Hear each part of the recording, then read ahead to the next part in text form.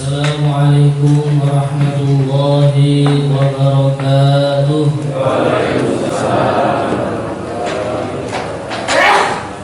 Bismillahirrahmanirrahim. Nahmaduhu wa nusalli wa nusallimu ala rasulihil karim, amma ba'd. Alhamdulillah, para rawuh Bapak Ibu sepuh bini sepuh, para alim ulama,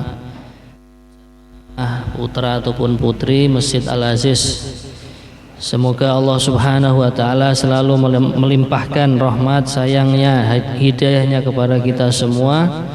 Wabil khusus di 10 hari yang terakhir, tepatnya tanggal 27 Ramadan, semua amal ibadah yang kita kerjakan, baik berupa puasa, sholat, kemudian taraweh, qiyamul lail, itikaf dan lain sebagainya, Allah selalu memberikan sifat ikhlas di dalam hati sehingga seluruh amal ibadah kita diterima di sisinya. Amin ya rabbal alamin.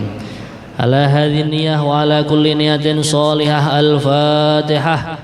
A'udzu billahi minasyaitonir rajim. Bismillahirrahmanirrahim. Alhamdulillahi rabbil alamin arrahmanir rahim maliki yaumiddin iyyaka na'budu wa iyyaka nasta'in shiratal ladzina an'amta 'alaihim ghairil maghdubi 'alaihim waladdallin. Amin. Hadirin hadirat Bapak Ibu sekalian, kita lanjutkan pada surat Al-Fajr ayat 15 ya. Suratul Fajr ayat 15. Monggo Al-Qur'an mushafnya bisa dibuka halaman 593. A'udzu billahi minasy syaithanir rajim.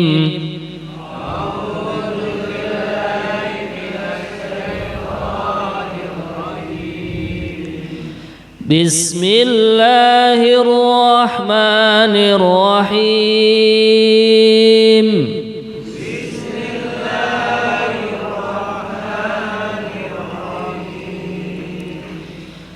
فَأَمَّا الْإِنسَانُ إِذَا مَا ابْتَلَاهُ رَبُّهُ فَأَكْرَمَهُ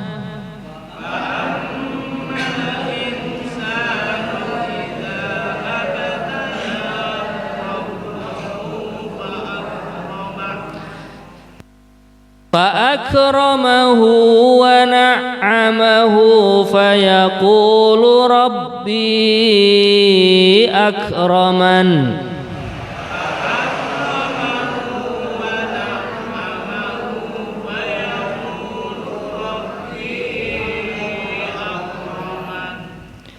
وأما إذا ما ابتلاه فقدر عليه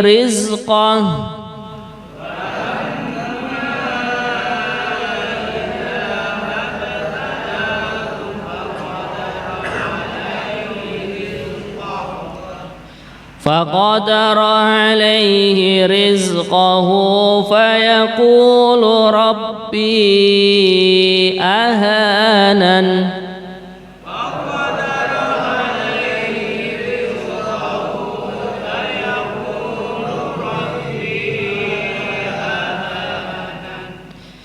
كلا بل لا تكرمون اليتيم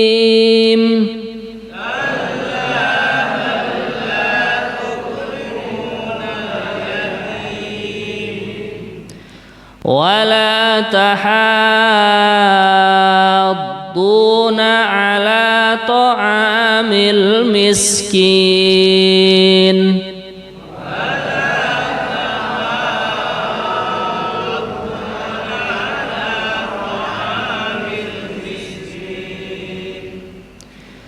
وتأكلون التراث أكلا لما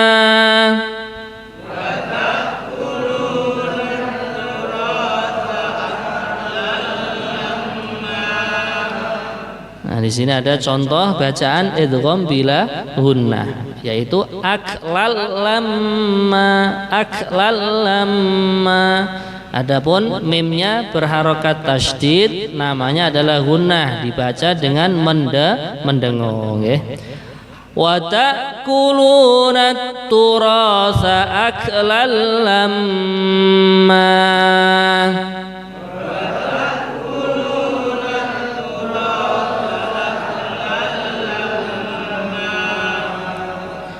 Wa tuhibbunal mala hubban jamma.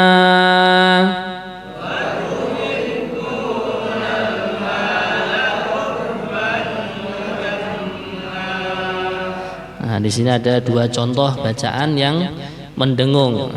Hubban, nah, mendengung, kemudian jamma. Wa tuhibbunal mala hubban jamma.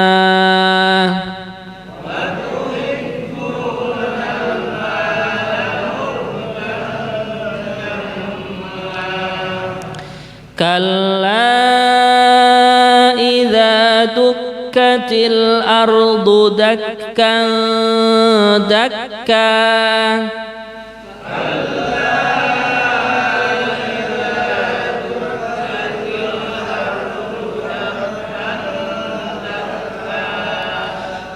Wa jaa rabbuka wal malaku saffan saffa.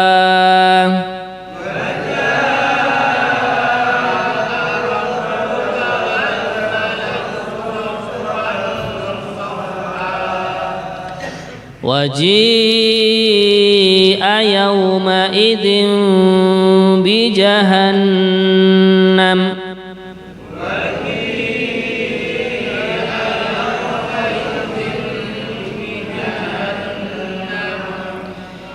يومئذ يتذكر الإنسان وأنى له الذكرى.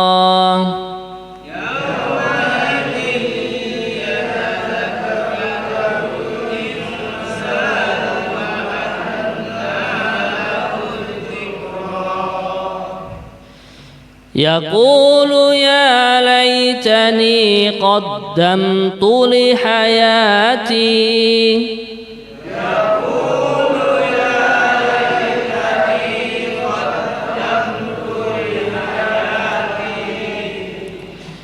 فيومئذ لا يعذب عذابه أحد.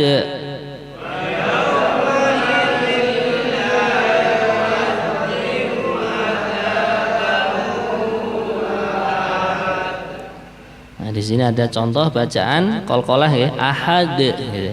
Ketika waqaf dibaca qalqalah atau memantul dalnya itu. Fa yauma idzil la yu'adzibu 'adzabahu ahad.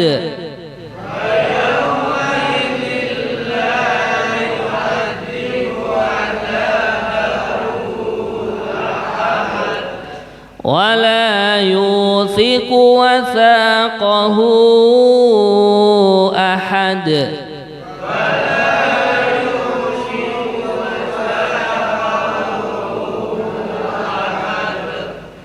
يا أيتها النفس المطمئنة.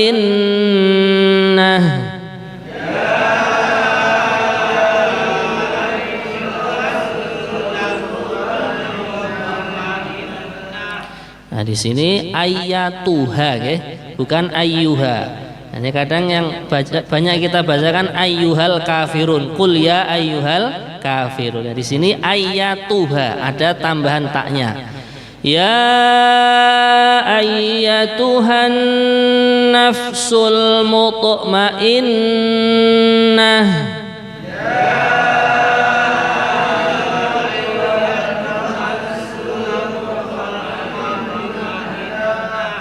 Irji'i ila rabbiki radiyatan mardiyah.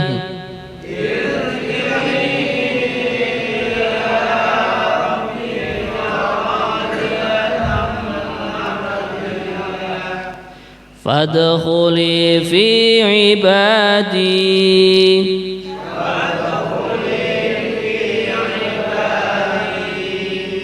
wadkhuli jannati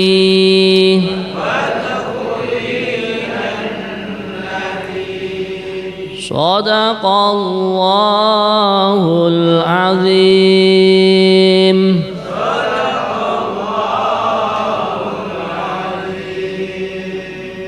Alhamdulillah, hadirin hadirat, semoga ayat suci Al-Quran yang baru saja kita baca diterima di sisi Allah, dijadikan penerang untuk hati kita dan kuburan kita di hari kiamat. Amin ya rabbal alamin. Kita akan membacakan tarjamahan dan juga penjelasan ayat-ayat yang baru saja kita baca. A'udzu billahi minasyaitonir rajim.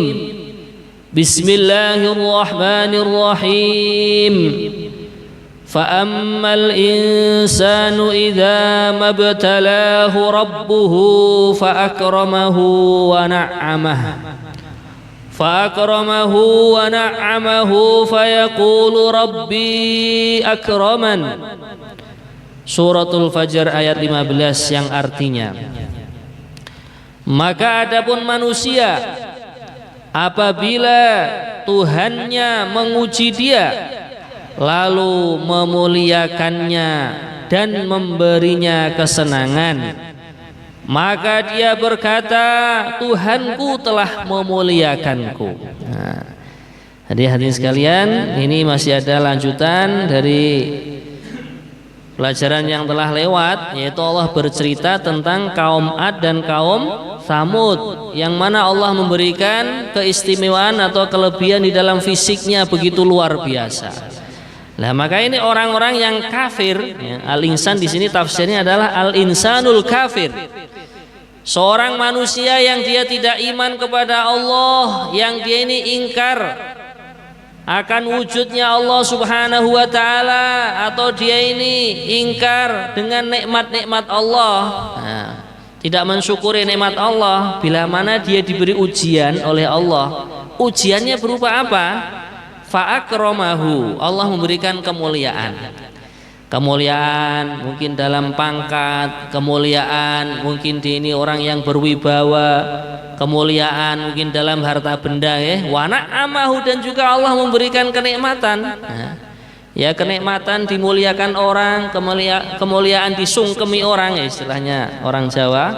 Kemuliaan diberikan titipan harta benda yang melimpah ruah.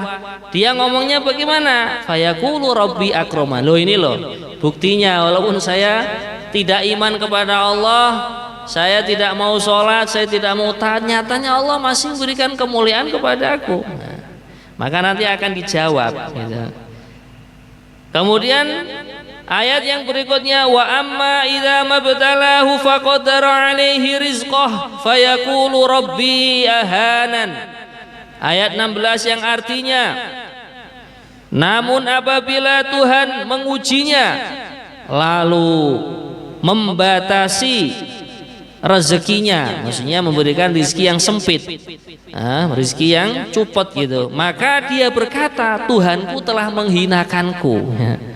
Jadi kalau dia dalam keadaan apa istilahnya pailit, ya, atau dalam keadaan sedang jatuh ekonominya, mungkin wibawanya juga sedang turun, tidak ada lagi yang menghormati dia, terus dia kecil hati. Nah, ini kalau begini ini berarti Allah, Tuhanku ini telah menghinakanku. Nah, jadi pandangan orang kafir itu bagaimana, hadirin sekalian? Kemuliaan, kehinaan itu diletakkan di dalam harta, diletakkan di dalam pangkat dan jabatan, diletakkan di dalam sejauh mana dia dimuliakan atau dihinakan orang.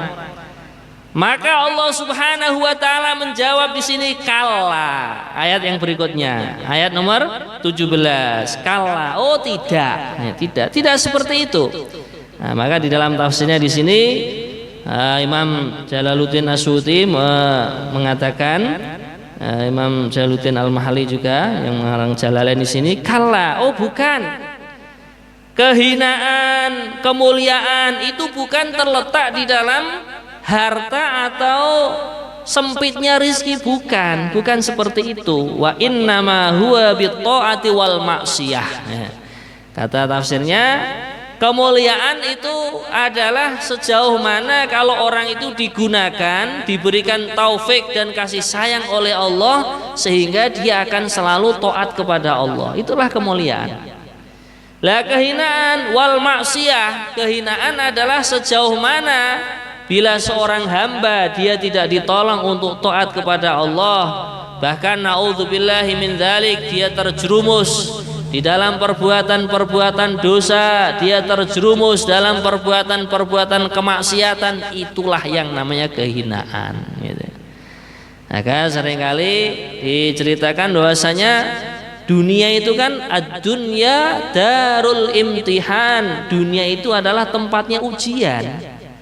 Jadi keberhasilan seseorang itu tidak bisa diukur, oh ini fulan ini orang kaya, dia orang mulia, orang punya pangkat jabatan orang mulia, bukan dengan seperti itu. Akan tetapi ukurannya adalah sejauh mana dia taat kepada Allah, sejauh itulah kemuliaan telah dia dapatkan dari Allah Subhanahu wa taala. Sejauh mana dia meninggalkan agama, dia melanggar perintah-perintah Allah, yang wajib malah ditinggalkan, diterlantarkan, yang haram malah dikerjakan, kemaksiatan malah dia langgar, nah itulah kehinaan ya.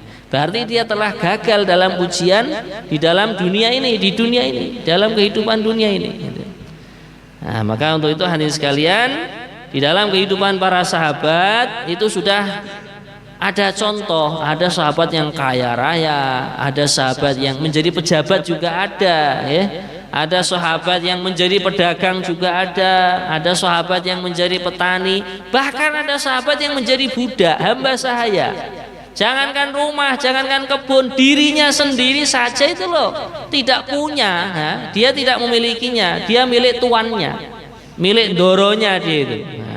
Akan tetapi para sahabat semuanya sepakat untuk iman kepada Allah, untuk taat kepada Allah bagaimanapun keadaannya. Mereka mendapatkan gelar radhiyallahu anhum wa radu anhu. Allah telah ridho, telah puas kepada mereka, dan juga mereka telah puas dengan apa yang sudah menjadi takdirnya Allah gitu. Nah, mereka yang ditakdirkan kaya, yang ditakdirkan berpangkat dan berjabatan, tidak menjadikan dirinya sombong.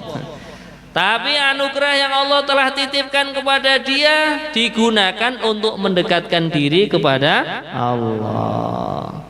Begitu juga sahabat yang ekonominya sempit, ekonominya kurang begitu ada, bahkan nggak punya, tinggalnya aja di masjid ashabus sufah ya, seperti Sayyidina Abu Hurairah, Sayyidina Bilal bin Rabah ya. Nah, ini kan sahabat-sahabat yang dalam kehidupan dunianya ini Allah takdirkan tidak punya gitu. Beliau bersabar, beliau tidak kecil hati, tetap taat kepada Allah, tetap mengamalkan agama. Mereka pun masuk dalam gelar dari Allah yang sudah diturunkan dalam Al-Quran, radhiyallahu anhum. Allah telah ridho kepada mereka. Kemudian hadirin yang dirahmati Allah, ayat 17, kalla bal la tukrimunal yatim. Ayat 17, sekali-kali tidak, bahkan kamu tidak memuliakan anak yatim. Nah ini, jadi orang-orang kafir itu yang sudah diberikan anugerah berupa kemuliaan, pangkat jabatan dan lain sebagainya, berupa kenikmatan harta, nah, mereka teledor, nggak mau iman kepada Allah, bahkan kepada anak-anak yatim pun harta yang diberikan kepada mereka masih kurang, sehingga hartanya anak yatim pun dimakan pula. Hartanya anak yatim dari famili mereka pun mereka rampas, mereka ambil, tidak ditunaikan hak-haknya anak yatim itu. Maka ini dicela oleh Allah Subhanahu wa taala. Kemudian hadirin sekalian, ayat yang nomor 18, wala tahadduna ala ta'amil miskin, yang artinya, dan kamu tidak saling mengajak memberi makan kepada orang-orang miskin. Ya, tidak saling ingat mengingatkan, memberikan semangat, support ya. tidak memberikan motivasi kepada yang lain untuk saling berbagi rezeki yang Allah titipkan kepada kita. Sebagian kita berikan kepada hamba-hamba Allah yang sempit rezekinya. Nah ini diantara kesalahannya orang-orang ini. Nah, mereka memakan hartanya anak yatim dan juga tidak peduli dengan hamba-hamba Allah yang diberikan kesempitan rezeki. Cuman sekarang ini akhir zaman ini susahnya apa? Orang miskin itu pura-pura miskin kadang itu. Ngemis malah dijadikan profesi, ya, pura-pura pakai baju yang robek, yang lusuh, yang kumuh. Ya, nanti setelah mendapatkan sekian, keluarganya ditelepon, di WA, ternyata yang jemput mobil Fortuner. La ilaha illallah. Lah maka inilah hadis sekalian yang dirahmati Allah Subhanahu wa taala. Jadi tetap kita ini walaupun ya seandainya ditakdirkan oleh Allah rezekinya kurang begitu mencukupi, tetap kita harus usaha, ya. Usaha semampunya, meminta dan berharap hanya kepada Allah. Dan orang yang diberikan kelebihan rezeki, kita mikirnya bagaimana? Al yadul ulya khairum minal yadis sufla. Tangan yang di atas adalah lebih baik daripada tangan yang di bawah. Nah, jadi orang yang suka memberi, yang Allah memberikan sifat dermawan dalam hatinya, ini sebenarnya lebih mulia daripada yang suka hanya mengharap dari uluran tangan orang lain, pemberian orang lain. Maka hadirin yang dirahmati Allah Subhanahu wa taala, sebenarnya kalau orang itu mau bertahan, minta kepada Allah, berharap hanya kepada Allah, paling mentok itu katanya 3 hari. 3 hari insya Allah semuanya Allah Subhanahu wa taala akan cukupi kalau mau tirakat itu. Justru kalau kita minta-mintanya kepada makhluk, Allah yang maha kaya itu akan cemburu. Bagaimana toh kamu itu? Oh, kamu itu hamba saya, istilahnya gitu ya, dari Allah SWT. Kamu itu hambaku, kamu itu makhlukku, dan saya ini adalah zat yang maha kaya. Lah kok kamu malah minta kepada selain aku? Allah cemburu gitu.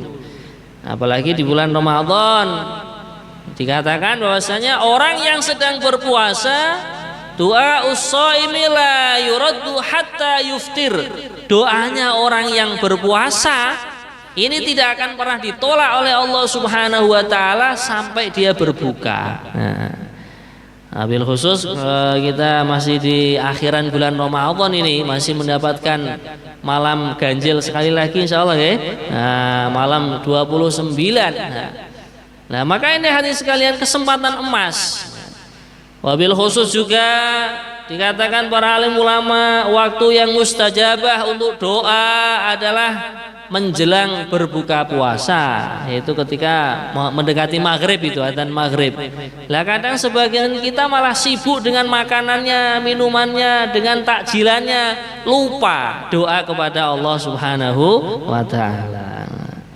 Kemudian hadirin sekalian yang dirahmati Allah, ayat yang 19, wa ta'kuluna turatha aklan lamma, yang artinya sedangkan kamu memakan harta warisan dengan cara mencampur baurkan yang halal dan yang haram. Nah, di sini ulama ahli tafsir menerangkan di antara sebabnya orang itu dia ini tidak iman kepada Allah, bahkan dia kafir kepada Allah karena rakus kepada harta benda. Nah, ini rakus di dalam urusan warisan, wabil khusus dalam ayat ini itu. Sudah tahu ayahnya meninggal, ibunya meninggal, nah, dia punya adik, punya Mbak Yu, punya ahli waris yang lain. Lah kok harta warisan ayahnya dirakup semuanya. Allah. Harta warisannya dia ambil semuanya. Nah, maka inilah hadirin sekalian.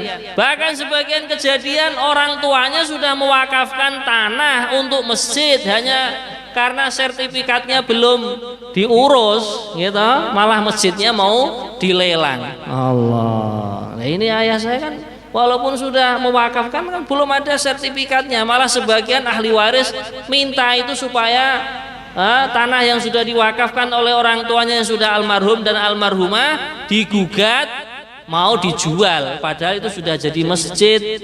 La haula wala quwata illa billah. Ini kejadian Pak ya. Madiun itu yang kanan jalan di sini ya. Nah, itu. Nah, maka inilah hadirin sekalian. Ya. Jangan sampai ini terjadi dalam kehidupan kita. Jadi bahkan urusan dunia atau urusan harta itu arahannya agama adalah kita mengalah. Seandainya ada saudara kita menginginkan harta warisannya dia lebih banyak daripada kita, ya kita ngalah saja. Dikatakan dalam sebuah riwayat, man taraka syai'an lillah awadahullahu khairan minhu. Nah, barang siapa yang dia meninggalkan sesuatu karena Allah, ya mungkin salah satu contohnya ini Ki, daripada di keluarga itu geger urusan warisan, wes saya tak ngalah saja. Nah, adik atau mas atau Mbak Yu pengennya lebih banyak, ya sudah, walaupun saya punya hak di situ saya ikhlaskan. Kita yakin awadahullahu khairan minhu, Allah akan menggantikan harta tersebut dengan harta yang lebih baik dan lebih banyak. Amin ya rabbal alamin. Dan itu sebenarnya kenyataannya seperti itu. Orang urusan warisan kok mau ngalah, nanti justru malah Allah akan bukakan pintu rezeki, asbab-asbab rezeki dari jalan yang lain dan lebih banyak hasilnya. Nah, makanya kita jangan sampai terjadi ya, dalam kehidupan kita urusan warisan malah menjadi gak akur sama keluarga, sama dulur kandung, sama keponakan, sama paman gak akur. Jangan sampai. Kalau seandainya terjadi dalam diri kita, sudah kita ngalah saja, niatannya untuk mengakurkan, mendamaikan dan merukunkan keluarga kita. Insyaallah ya. Kemudian hadirin yang dirahmati Allah Subhanahu wa taala, wa tuhibbunal mala hubban jamman. Ayat yang nomor 20 artinya, dan kamu mencintai harta dengan kecintaan yang berlebihan. Nah ini asbabnya orang itu tidak iman kepada Allah, bahkan dia ini sulit mendapatkan hidayah dan petunjuk dari Allah. Hubbud dunianya itu terlalu nemen gitu, terlalu keterlaluan ya.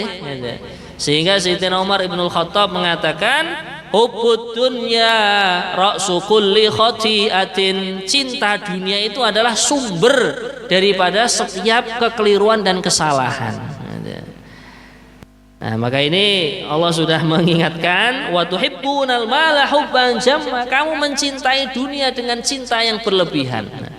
Lah terus bagaimana? Wong kita kan hidup di dunia juga perlu bekal, perlu makan, perlu minum, perlu sangu untuk ibadah, sangu untuk haji umroh, sangu untuk berjuang di jalan Allah. Nah, ini kata para alim ulama, cara mengaturnya ya perlu, tapi jangan sampai harta ini melalaikan diri kita dari mengingati perintah Allah. Jangan sampai melalaikan diri kita dari mendirikan sholat. Seperti yang diceritakan di dalam ayat yang lain, rijalul la tulhihim tijaratu wala bai'un an dzikrillahi wa iqamis shalah. Rijal, laki-laki atau orang-orang hamba-hamba Allah yang kokoh imannya, itu rijal itu, yang mereka tidak dilalaikan perdagangan, perniagaan, perbisnisan, pekerjaan yang lain juga. Wala bai'un an dzikrillah, dan juga mereka tidak dilalaikan dari itu tadi mengingati Allah oleh perdagangan atau jual beli. Karena kadang kalau sudah asik jual beli ya, apalagi menjelang lebaran begini kan, masya Allah ya, nah, semuanya laris semua ini. Kalau dipanggil oleh Allah hayya 'alas shalah, ya jangan sampai kita melupakan panggilan Allah. Mungkin kita tawakufkan, kita berhentikan sementara, kita menuju rumah-rumah Allah untuk mengerjakan sholat berjamaah. Insya Allah ya. Nah, para sahabat itu yang kaya raya juga ada, yaitu Sayyidina Abdurrahman ibnu Auf itu, masya Allah gitu. Ketika beliau hijrah dari Mekah ke Madinah, itu sampai sahabat pun menawari separuh hartanya untuk Sayyidina Abdurrahman ibnu Auf. Tapi beliau mengatakan, oh enggak, tipe saya bukan seperti itu. Dullani ala suq, nah, kamu tunjukkan saya pasar aja, saya tak jual beli di sana. Itu Walaupun harta beliau ditinggal di Mekah sana, datang ke Madinah nggak bawa harta yang banyak, bahkan sedikit, bahkan nggak bawa sama sekali. Beliau utang kepada temannya untuk dijadikan modal, kemudian jual beli, ya, akhirnya mendapatkan untung, dikembangkan, akhirnya menjadi kaya raya lagi. Beliau sekali infak di jalan Allah 300 ekor onta, Pak. Allah. Di Terangkil sana itu ada onta milik Kiai itu. 1 ekor 150-an juta. Kalau 300 ekor sudah berapa itu, Pak? Miliar monan nggih. Lah nggih itu. Bahkan di zaman Sayyidina Umar Ibnul Khattab itu harta-harta mulai datang ke Madinah itu berkoper-koper, bahkan bergudang-gudang itu disimpan itu. Nah, saking makmurnya di zaman pemerintahannya Sayyidina Umar Ibnul Khattab, bayi yang baru lahir langsung dapat jatah gaji dari Baitul Mal. Allah. Nah, kalau sekarang ini bayi baru lahir sudah suruh setor uang ke BPJS. La ilaha illallah. Lah inilah sebenarnya kalau seandainya orang-orang itu ngamalkan agama, iman, takwa, ya, berbondong-bondong memakmurkan masjid, sebenarnya kemakmuran yang akan terjadi itu. Kemakmuran yang akan terjadi. Ya, ini kita sharing-sharing ke beberapa negeri Arab itu.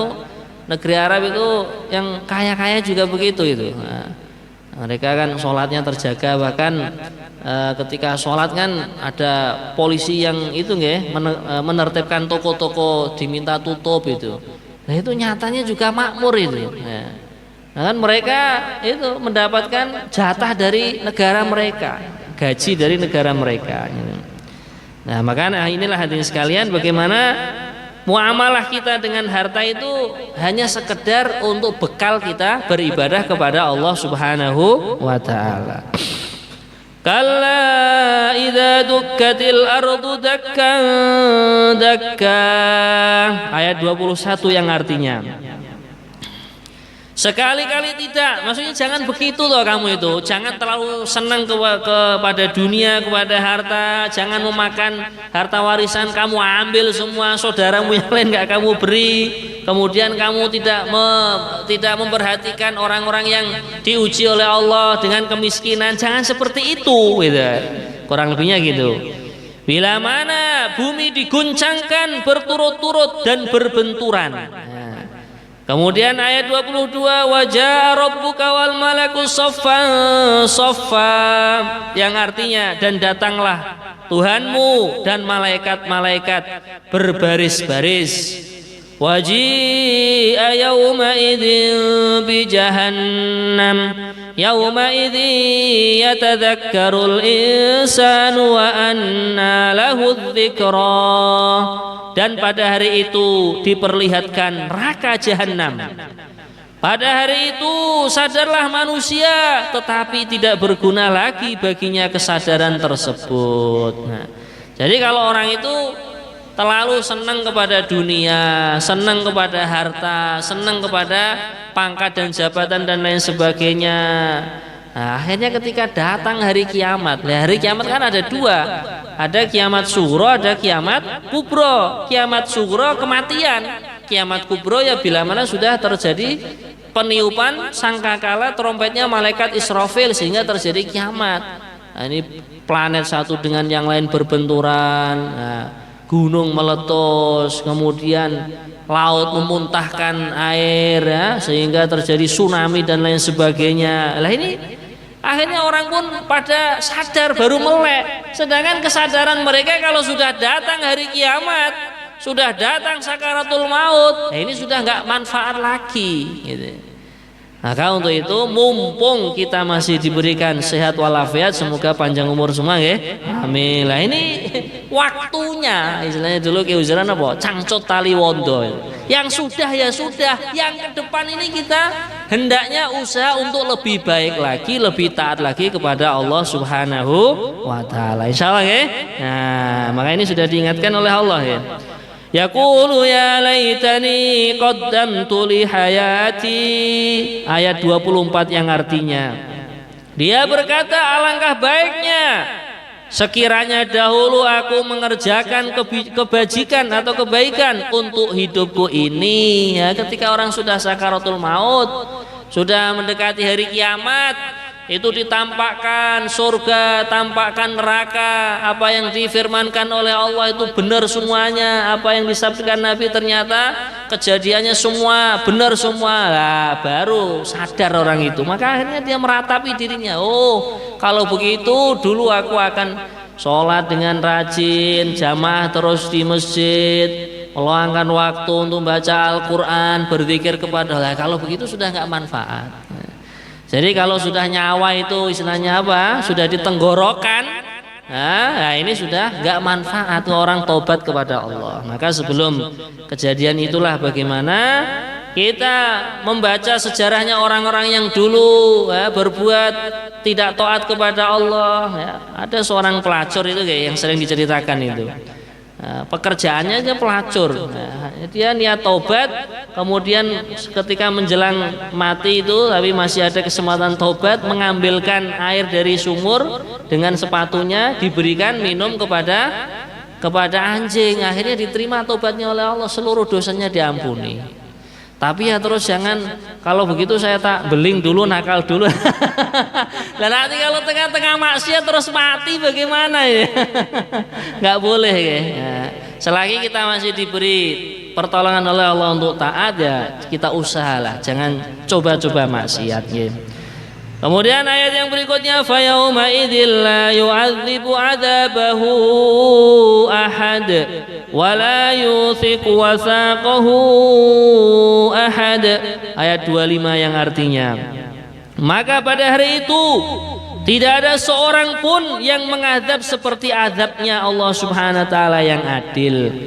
Wa la yuthiqu wasaqahu ahad. Ayat 26, dan tidak ada seorang pun yang mengikat seperti ikatannya Allah Subhanahu wa taala. Jadi ketika orang sudah di alam kuburnya, nah ini kiamat sughra ini, atau kiamat kubra, sudah di alam akhirat yang hakiki sana, sudah semuanya dikiamatkan oleh Allah. Akhirnya yang iman mendapatkan kenikmatan, diikat dengan surganya Allah Subhanahu wa taala. Yang tidak iman akhirnya diadab, yang mana siksaan itu tidak pernah seorang pun melihat dahsyatnya siksaan tersebut. Nah, seperti yang diceritakan dalam fadilah sholat itu, kalau orang itu ditampakkan bagaimana siksaan kubur, ada satu ular yang namanya Asyujaul Aqra itu itu saking dahsyatnya bisa atau racun yang ada di dalam ular itu, seandainya dia menyemburkan racunnya di muka bumi ini, maka seluruh rumput dan seluruh tumbuhan yang ada di bumi ini akan mati semua. Allah, itu baru satu ular itu. Nah, padahal ini orang yang di hari kiamat nanti dia tidak iman kepada Allah. Ini waji'a yauma idzin bi jahannam, dalam tafsirnya diterangkan dia ini tak akan diseret, orang yang tidak iman kepada Allah diseret dengan 70.000 tali katanya. Allah, 70.000 tali, satu talinya yang geret 70.000 malaikat. Allah, yang satu geret sana, satu geret sini, akhirnya morat-marit gak karu-karuan tubuhnya itu. Nah, maka inilah hadis sekalian yang dirahmati Allah Subhanahu wa taala. Allah akan menerangkan lagi lah nanti orang-orang yang sukses, orang-orang yang berhasil itu bagaimana.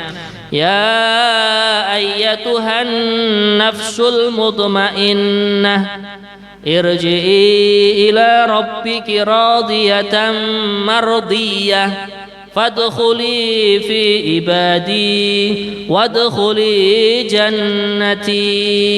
Ayat nomor 27. Wahai jiwa yang tenang, kembalilah kepada Tuhanmu dengan hati yang ridho dan diridhoinya. Ayat 29, maka masuklah ke dalam golongan hamba-hambaku. Ayat yang 30 ayat terakhir, dan masuklah ke dalam surgaku. Nah, di sini tadi Allah menceritakan orang-orang kafir, kemudian Allah menceritakan an-nafsul mutmainnah, jiwa yang tenang. Nah, ini dalam tafsir diceritakan jiwa yang tenang adalah an-nafsul aminah. Jiwa yang pertama dia syaratnya iman kepada Allah. Yakin di dalam hatinya itu ada sifat yakin mantap kepada Allah. Jangan ragu-ragu dengan kebenaran firman-firman Allah, kebenaran sabda-sabdanya baginda Rasulullah sallallahu alaihi wasallam. Jangan ragu-ragu lagi. Lah kemudian hadirin sekalian, di dalam ayat yang lain jiwa yang tenang itu bagaimana? Ala bidzikrillah tatmainnul qulub. Ingatlah dengan berzikir kepada Allah hati itu akan menjadi tenang. Maka di dalam sunnah-sunnah Nabi mengajari kita berzikir. Masuk rumah berzikir, Allahumma inni as'aluka khairal mauliji wa khairal makhraj. Ya Allah, saya minta masuk rumah ini baik, keluarnya juga baik. Keluar rumah juga diajari doa, zikir kepada Allah. Bismillah, tawakkaltu 'ala Allah, la haula wala quwwata illa billah.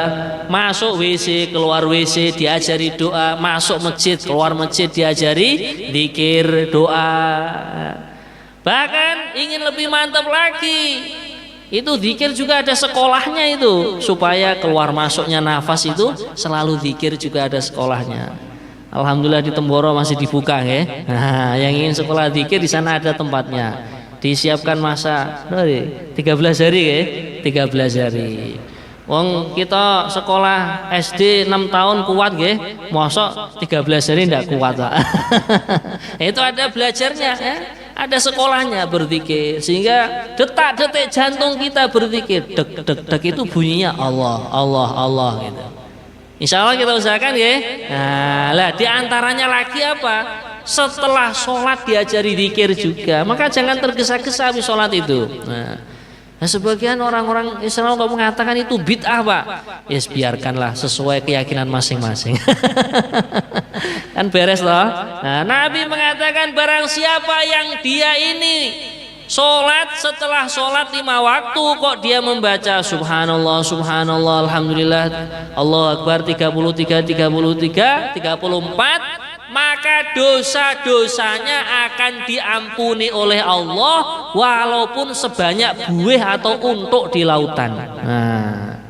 Nah, sebetulnya sakit ngitung Pak nggih, untuk teng lautan mriku jumlahe pinten, kalkulator gede kaya napa mboten sakit ngitung niku. Nah, jadi walaupun sebanyak itu dosa kita mau mujahadah sedikit, bersusah payah sedikit, membetah-betahkan diri kita habis sholat, tasbih, tahmid, takbir 33 34, maka dosa-dosa kita akan diampuni oleh Allah. Amin ya rabbal alamin. Termasuk juga bentuk zikir adalah membaca Al-Qur'an. Makanya Al-Quran ini kalau kita pegang, maksudnya pegang bukan pegang ngeten ya, dibaca, difahami maknanya. Nah, maka kemudian yang berikutnya apa? Diamalkan ilmunya Al-Quran, bahkan disampaikan seperti janji Allah Subhanahu wa taala, Alif Lam Mim, dzalikal kitabu la raiba fihi hudal lil muttaqin. Ini Al-Quran ini akan menjadi petunjuk untuk hidup kita. Al-Quran akan menjadi penerang hati kita, sehingga kita akan berjalan di jalan yang lurus sesuai hidayahnya Allah Subhanahu wa ta'ala. Maka kalau kita mau meluangkan masa ya, apalagi mungkin kita jadi pengurus masjid, itu usahakanlah komatnya itu jangan cepet-cepet gitu ya, mungkin 15 menit 20 menit, sehingga kaum muslimin muslimat itu ada waktu untuk baca Al-Quran dulu sebelum sholat, ada waktu zikir dulu sebelum sholat, ada waktu sholat qobliyah. Nah kalau cepet-cepet akhirnya ya kita nggak ada kesempatan untuk doa, untuk zikir, baca Al-Quran. Bahkan kalau kita longgar, kita mau habis sholat, jangan cepet-cepet pulang dulu. Nah, baca Al-Quran dulu, mungkin 1 pojok, setengah pojok. Bahkan kita usahakan 1 bulan bisa khatam sekali. Pribun, insya Allah pribun nyatakan ya. Nah, biar mudah bagaimana? Ini rata-rata Al-Quran ini 1 juz itu 10 lembar. 10 lembar. Berarti kalau kita sholat 5 waktu, berarti 1 waktu sholat 2 lembar atau 4 halaman. Mungkin sebelum sholat fardu 2 pojok atau 2 sofa, nanti setelah sholat 2 sofa. Nah ini mah waktu genep, akhirnya mendapatkan 1 juz. Nanti dalam 1 bulan berarti genep 30 juz. Dipun nyatakan insyaallah nggih. Nggih, alhamdulillah. Lah kemudian hadirin sekalian yang dirahmati Allah Subhanahu wa taala, tandanya an-nafsul mutmainnah itu bagaimana? Dia akan selalu kembali kepada Allah dalam keadaan ridho. Mendapatkan kemuliaan, jabatan atau harta misalkan, dia akan ridho. Alhamdulillah, ini dapat rezeki dari Allah. Ini semata-mata titipan dari Tuhanku, dari Allah Ta'ala, maka aku tidak akan menyombongkannya. Justru aku akan menggunakan amanah dari Allah ini untuk jalan mendekatkan diri kepadanya. Nah, bila mana dia diuji dengan kesempitan, dengan sakit dan lain sebagainya, dia juga tidak akan ngersuloh, nggak akan mengeluh, dia akan ridho. Ini semata-mata ujian dari Allah Ta'ala. Nah, setelah jiwa kita kok bisa seperti itu, fadkhuli fi ibadi, ya ini kamu masuk dalam golongan hambaku. Nah, kalau sudah dikatakan golongan hambanya Allah yang hakiki, yang sejati, diberi hadiah oleh Allah, fadkhuli jannati, masuklah ke dalam surgaku. Lah surga itu apa? Kenikmatan. Jadi orang itu kalau sudah mempunyai hati yang selalu ridho kepada Allah, keadaan apapun, ya dalam keadaan senang ya ridho kepada Allah, dalam keadaan susah pun ridho kepada Allah. Kan rata-rata manusia kalau senang kan akhirnya lupa, ya, akhirnya sombong dan lain sebagainya. Kalau susah dia mengeluh, ngersuloh, nah, nyalakan sana, nyalakan sini, nyalakan takdirnya Allah juga. Nah, maka ini berarti belum kategori hamba yang hakiki. Nah, maka inilah kita perlu belajar, mendengarkan tausiah-tausiah agama, supaya selalu kita itu ingat dengan kebaikan. Karena namanya manusia itu kan bahasa Arabnya kan insan. Itu sebagian pepatah mengatakan ma summiyal insanu insanan illa likathrati nisyanihi. Seorang manusia tidaklah dikatakan insan melainkan karena memang manusia itu banyak lupanya. Maka supaya kita ini selalu ingat dengan kebaikan-kebaikan, dengan ajaran-ajaran Al-Quran, dengan ajaran-ajaran sunnah Nabi, akhlaknya Nabi, ya kita membuat majelis-majelis taklim seperti ini. Insya Allah ya. Nah inilah hadirin sekalian, kajian kita tafsir pada pagi hari ini. Sebelum ditutup mungkin kita buka kesempatan untuk bertanya. Mungkin 2 kesempatan penanya karena sudah menjelang isyraq. Iya, monggo. Assalamualaikum warahmatullahi wabarakatuh. Waalaikumsalam warahmatullahi wabarakatuh. Alhamdulillah, yang pagi hari ini yang perlu kami tanyakan, tapi mohon maaf ini agak menyimpang dari topik pada pagi hari ini. Yang kami tanyakan, bagaimana proses terjadinya gerhana menurut pandangan agama? Karena waktu saya masih kecil itu sering diceritani mbah-mbah dulu, kalau terjadi gerhana katanya bulan dimakan Mbah Buta Ijo. Akhirnya pohon-pohon ditutuki, pohon-pohon semua seng-seng ditutuki, katanya ngoyak biar Mbah Buta Ijo cekap menghilang. Bahkan orang yang hamil pun juga digugai. Terima kasih. Wassalamualaikum warahmatullahi wabarakatuh. Waalaikumsalam warahmatullahi wabarakatuh. Jadi kalau tentang gerhana dalam pandangan syariat atau dalam pandangan Islam, memang suatu saat itu akan terjadi gerhana, dari kata baginda Nabi itu mengingatkan kepada kita, yang mana biasanya hari-hari matahari terbit dengan cemerlang, dengan terang benderang, karena sebentar lagi kan gerhana matahari ya. Nah, itu tahu-tahu kok redup, tahu-tahu kok malah mataharinya krowak itu. Nah ini kan mengingatkan. Nah ini suatu saat ini akan terjadi, bahkan bukan hanya gerhana, tapi akan terjadi kiamat itu tadi. Gitu. Nah, akan terjadi matahari itu sudah tidak muncul lagi, bukan hanya sekedar krowak separuh atau dan lain sebagainya. Bahkan nggak ada matahari lagi bisa jadi. Begitu juga rembulan. Maka kata baginda Nabi, ini mengingatkan Allah pun mampu. Yang hari-hari matahari dia muncul sempurna seperti biasa, tahu-tahu kok hilang separuh, hilang seperempat, bahkan hilang semuanya. Ini mengingatkan diri kita nanti suatu saat akan hilang semuanya dunia ini. Maka bila mana terjadi gerhana baik rembulan atau matahari, kita tidak boleh berkeyakinan, oh ini karena matinya fulan, oh ini karena lahirnya anak fulan, tidak boleh. Tapi arahan baginda Nabi ini adalah semua takdirnya Allah Subhanahu wa taala. Kemudian arahannya baginda Nabi bagaimana? Oh kalau begitu kalian memperbanyak istighfar. Lawang biasanya matahari itu normal utuh lah, kok tiba-tiba berkurang dia, gerhana dia. Maka istighfarlah kepada Allah. Jangan-jangan ini akan terjadi suatu hal-hal yang tidak kita inginkan. Kita cepat-cepat istighfar. Bahkan juga amalannya adalah sholat gerhana, kembali ke musola, ke masjid, mengerjakan sholat gerhana di tempat ibadahnya masing-masing. Kemudian juga termasuk amalannya adalah memperbanyak sodakoh ketika terjadi gerhana. Sodakoh pada keluarga, sanak famili, atau orang-orang yang sholat di masjid, atau sesama tetangga kita itu. Kalau mbah-mbah dulu kok mengatakan ini dimakan buto ijo ini, wallah alam, ini belum tahu saya aja. Ya mungkin itu istilahnya nasihatnya orang tua lah. Nasihatnya orang tua, oh ini terjadi gerhana, ya biar kembali pulih ya memperbanyak amal-amal kebaikan itu tadi. Kalau hakikatnya seperti itu dalam ajaran Islam. Mengatakan nggih? Nggih. Monggo sebelah selatan. Nggih.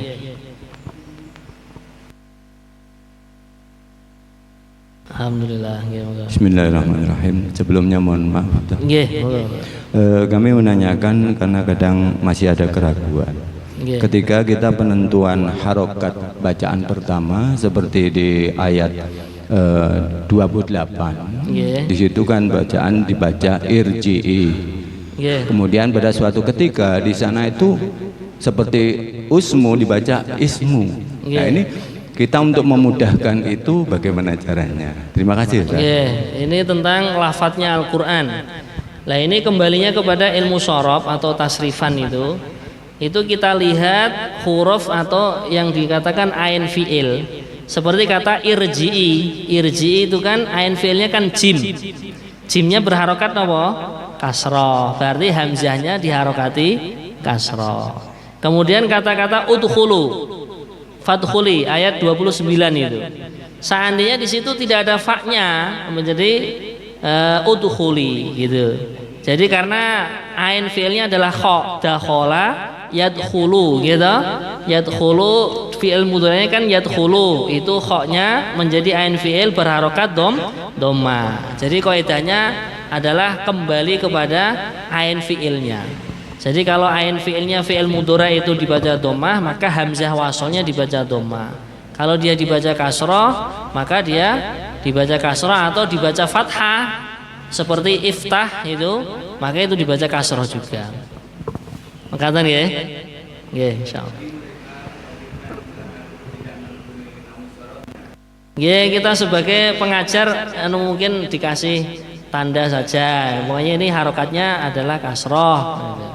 Memang tertibnya kalau hamzah wasol itu tidak diharokati, khot Arab gitu. Tapi cetakan Quran Indonesia biasanya diharokati. Kalau yang asli seperti itu. Berkata lagi, nggih. Satu kali lagi. Nggih, monggo Pak. Hah? Nggih. Kono enten. Biasanya menjelang hari raya itu kan malamnya takbir Ustaz. Mohon maaf ini yang benar walillahil apa hilham apa ilham? Walillahil hamd. Itu kadang yang keliru juga kan hamd gitu ya. Walillahil hamd. Nah ini sebenarnya kurang pas. Yang benar adalah walillahil hamd gitu. Kalau huruf yang berharokat sukun kan tidak diharokati itu tidak. Cuman ya karena orang Jawa niku jauh dari Arab sana. Seperti orang dulu kan dikasih wiridan. oleh kiainya. Kamu baca ya hayyu ya qayyum, ya hayyu ya qayyum. Lah orang Jawa dengarnya keliru, yo kayuku, yo kayumu, yo kayuku, yo kayumu. Yeah. Saking mantepnya mandi juga. Iya, semoga. Nggih. Alhamdulillah ning mriki pada nyuwun prisa salat gerhana. Nggih. Niku salat gerhana yang setelah rukuk itu kan berdiri lagi. Itu bacaan takbir atau sami Allahu liman hamidah. Yang kedua yaitu salat qadha, bagaimana orang meninggal dunia masih kurang sempurna sholatnya, itu bisa dikodok oleh anaknya, saudaranya, itu bisa nama enggak? Ya, yang pertama untuk bangkit dari ruko itu ya bacaannya tetap sami Allahu liman hamidah, tapi nanti prakteknya adalah berdiri lagi membaca Fatihah, kemudian membaca surat, baru setelah itu rukuk lagi, setelah itu berdiri lagi untuk i'tidal, setelah itu baru sujud. Ya, mekaten wae. Ini pertanyaan pertama. Yang kedua tentang sholat qadha, kemarin sudah kita bahas. Kalau seandainya ada orang tua sudah terlanjur meninggal dunia kok punya qadhaan, apakah ahli warisnya boleh mengqadha? Nah, ini pendapat yang muktamad atau yang kuat, malah tidak perlu diqadha. Cukup dihitung nanti ahli warisnya membayarkan fidyah. Satu sholat kemarin berapa? 7 on. Nah, satu sholat hanya 7 on beras. Atau seandainya makanan pokoknya orang kampung tersebut jagung, ya 7 on jagung. Atau seandainya orang Arab atau orang Pakistan, India, makan pokoknya apa? Gandum, maka nanti diganti satu sholat dengan 7 on gandum. Makatan Pak ya? Yeah. Insyaallah sudah cukup, dan alhamdulillah ini kita adalah pengajian yang terakhir di bulan Ramadan. Insyaallah kita lanjutkan lagi di bulan Syawal. Libur berapa? Selasa. Saya ini pinten Haji. Derek mawon dalam. Nggih. 2. Pinten 2 nggih. 2. 2 apa 3? 2. Alhamdulillah. Nun sewu, santri ini yuwun kali mawon. Nggih, siap insyaallah. Insyaallah nanti kita ingatkan lagi. Nggih. Yang mau bertanya belum sempat lewat mic, nanti setelah sholat isyraq bisa maju ke sini yang mau tanya diskusi nggih. Allahumma arhamna bil Qur'an waj'alhu lana imama wa nura wa huda wa rahmah. Allahumma dzakkirna minhu ma nasina wa 'allimna minhu ma jahilna warzuqna tilawatahu